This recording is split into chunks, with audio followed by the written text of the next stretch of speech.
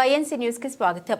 Rabies వ్యాధికి చికిత్స లేనందున రేబీస్ వ్యాధి నివారణపై విస్తృత అవగాహన కల్పించాలని జిల్లా కలెక్టర్ షాన్ మోహన్ సగిలి అధికారులను ఆదేశించారు. శనివారం ప్రపంచ జూనోసిస్ దినోత్సవం సందర్భంగా కాకినాడ వెటర్నరీ పాలిక్లినిక్ ఆవరణంలో నిర్వహించిన ఉచిత రేబీస్ వ్యాధి నిరోధక టీకాల కార్యక్రమం అవగాహన సదస్సులో జిల్లా కలెక్టర్ షాన్ మోహన్ పశుసంవర్ధక శాఖ అధికారులతో కలిసి పాల్గొన్నారు.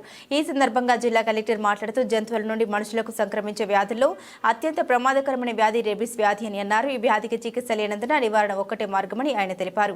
రేబీస్ వ్యాధి పట్ల పెంపుడు కుక్కల యజమానులకు విస్తృత అవగాహన కల్పించేలా అధికారులకు కృషి చేయాలని అన్నారు. పెంపుడు కుక్కల యజమానులు అందరూ తప్పనిసరిగా తమ కుక్కలకు రేబీస్ వ్యాధి నిరోధక టీకాను క్రమం తప్పకుండా వేయించాలన్నారు. ఈ సందర్భంగా రేబీస్ వ్యాధిపై అవగాహన కల్పించే నిమిత్తం రూపొందించిన కరపత్రాన్ని జిల్లా కలెక్టర్ పశుసంవర్ధక శాఖ అధికారులతో కలిసి ఆవిష్కరించారు. ఈ కార్యక్రమంలో వెటర్నరీ పాలిక్లినిక్ సహాయ సంచాలకులు doctor A Venkataramayya, veterinary assistant సర్జన్లు K Rajesh Babu, doctor G Ravibabu, ఇతర అధికారులు తదితరులు పాల్గొన్నారు.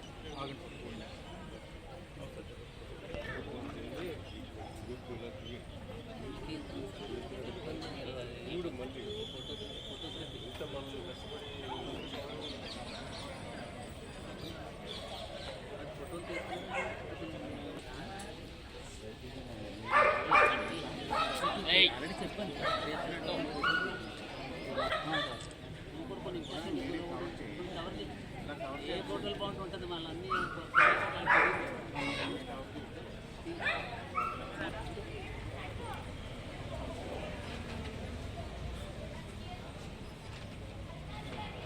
డే సందర్భంగా కాకినాడ టౌన్లో మన పాలిక్లినిక్ ప్రిన్సెస్లో ఇలా ఇంతమంది dogs personal also have 2 dogs, so I can understand ఇది ఎంత ఇంపార్టెంట్ అనేది.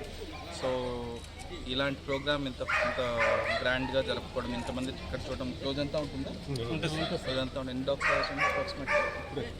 500 వస్తాయి. సో 500,000 డాగ్స్ వరకు మనం ర్యాబీస్ వ్యాక్సిన్స్ వేయించి, so for their better health and they like family కాబట్టి అందరికీ ఒక ఫ్యామిలీ మెంబర్ ఎలా చూసుకుంటాం అలా అందరూ చూసుకుంటామని కోరుకుంటూ thank you so much for the opportunity.